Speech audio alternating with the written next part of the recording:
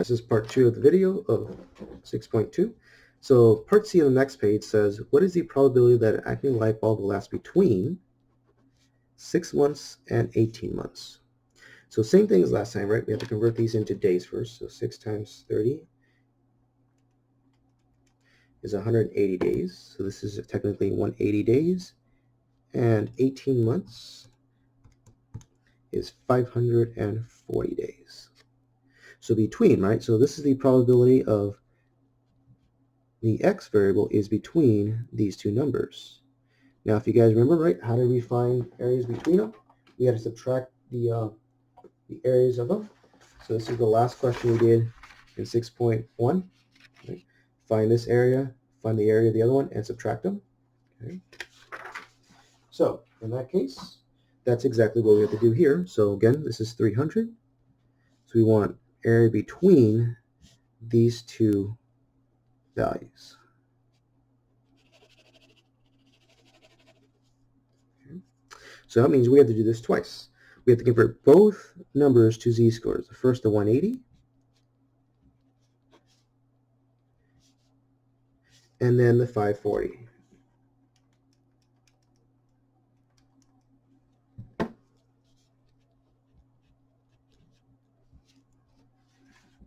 So that gives you z-score negative 240, and then 540 should give you 4.8.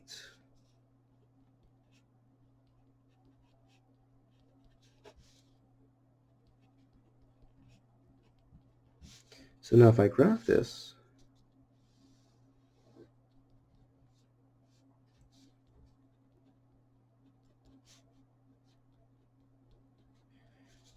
again, just like over here, I want the area between the two curves.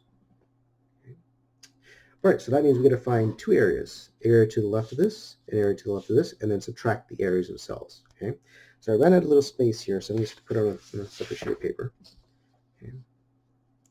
So we want to find the area to the left of 4.88. So if you notice, it doesn't go that big, right? So we have to find out, the closest to us. Since our biggest number is 3.49, which is area to the left of it, we're always going to be using this one here.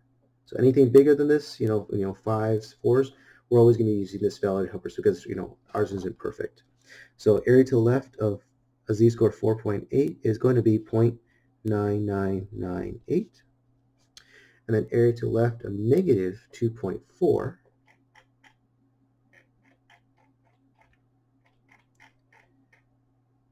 is going to be this one. Okay. Which means we set up our equation, and then we just subtract.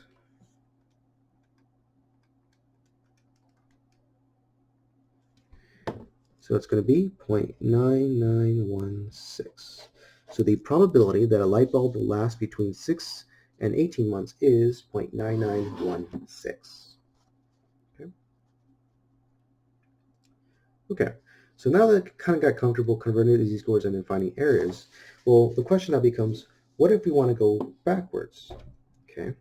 So that's called, so we want to go in the reverse area. So if I give you the area, can you find a z-score associated with that? So I'm going to try to go backwards from here, okay? So as far as we know, right, we'll talk about the z-score considered boundary points, right, the cutoffs, so the actual markers themselves. And then we're going to find the probability based off that. But again, what if I give you the probability and ask you what would the boundary point actually be? So kind of like this, right? If I gave you the, this area and that area, can you find the associated z-score? Okay. So we're going to do two practice runs here. So we're going to say this area here is 0.0393. And what I want you guys to do is go ahead and pause the video and go back over here and find, remember, this is area, not a z-score. So these are areas, correct? So you need to find the closest number to 0.0394 in our area, not a z-score, right, in the area sheet. So give it a quick pause and then try it.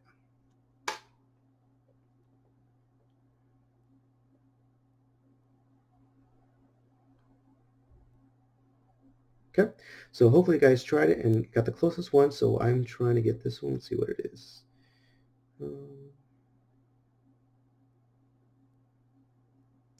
it looks like this is the closest to ours, right? It's only off by 1, right? This is supposed to be a 3 instead of 2.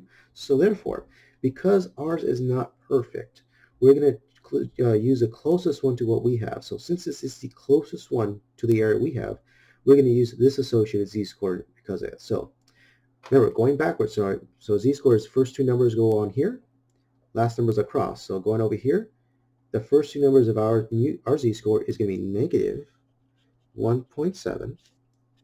Okay. And now we go straight up to find the last number, which is a 6. So that is going to be how we find z-scores going backwards given the area. Okay. So let's try one more. Let's suppose this is 0.7718. So again, I'll give you guys a quick pause to find the z-score associated with this value here. Okay. So 3, 2, 1, pause. Okay, so hopefully you guys got it. Let's see if I can find it for it real quick. So ours is 0.7718. Or sorry, 118. Yeah, 118. So it looks like it's between these two numbers, it looks like. Okay. So now here's a dilemma. Which is the closest to our value here? Okay. So if I thought that 4, that is a 14 away. And if it's a 34, how much is going to that be? That's 16 away. So the closest one between these two is going to be this one here because it's closer to this value to that one. Okay, so that's how we're going to be associated with, it's basically going to be which is the closest values we have to ourselves. So this is only, was it 14 away? This is 16 away, so we're going to use this one itself. Okay? So which means the first two numbers of our z-score is going to be 0.07. Sorry, 0.7. And the last number is going to be a 4. So the z-score associated with this value is going to be 0.74. Okay. So I want to do a little bit more practice going backwards so you can see how this is going to work out. Okay. Suppose the scores on an IQ's test are normally distributed with a mean of 100 and a standard deviation of 10. Okay. So it says find the score for the bottom 20% of students. Okay. Now this is exactly this question. These questions we did before, but literally going in the opposite order.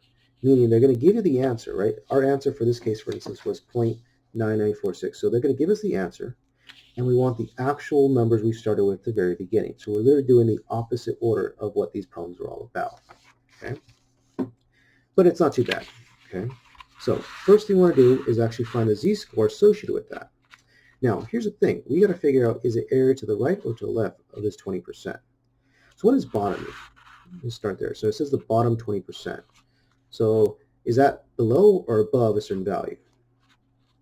And hopefully you guys say below, right? So that means this area given to me here is below. That means it's going to be area to the left. Because if it's above, it means it's going up, up. So it's going to be area to the right of that portion. So that's how we distinguish between, are we giving area to the left? What is this number associated, or this probably give me? Is that the area to the left or to the right of a certain z-score? Okay. So again, what I want you guys is just quickly now find the z-score for the area of being 0.2000. So I'll give you guys a quick pause and try it out. All right, so hopefully you guys looked at it, and it looks like 0.2000 is closest to this one, I believe. That's about 5 off, right? That's the closest from these two. So therefore, our z-score we're going to be using is the first two numbers are going to be negative 0.8, and the last number is going to be a, oh, I missed it. Here it is, a 4.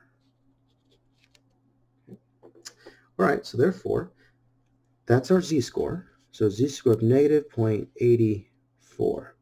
Now that wasn't our answer, right? We wanted the actual score behind it. So what's portion. So in other words, right? Well, again, like I said, we're literally going backwards. So now we're going this way, where now the mean is 100. We want to figure out what z-score has this marker here, where this is the same area, right? Just literally going the opposite order. So now we have this number. Well, how do we go from here to there. So how do we know it was equal to 180, not 185, and so forth? Okay. Now, don't worry, I'm not going to make you guys do some algebra and do a proportion. I'm going to actually give you the formula. So when we actually find the value, so to find the value, so the x value, it's going to be equal to your mean plus sigma times your z-score.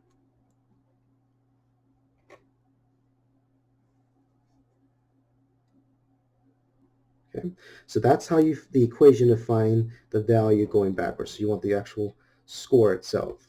And that's what we're going to be doing here. So in this question, they gave us the mean of 100 and the standard deviation of 10.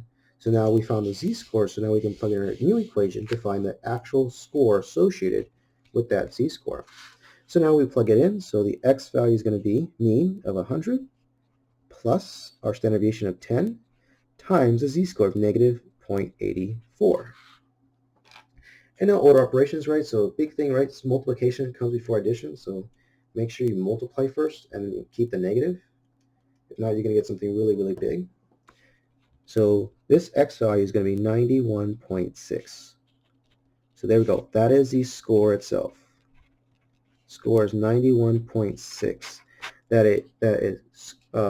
So the score of 91.6 is the bottom 20% of students, so the cutoff of the bottom 20% of students.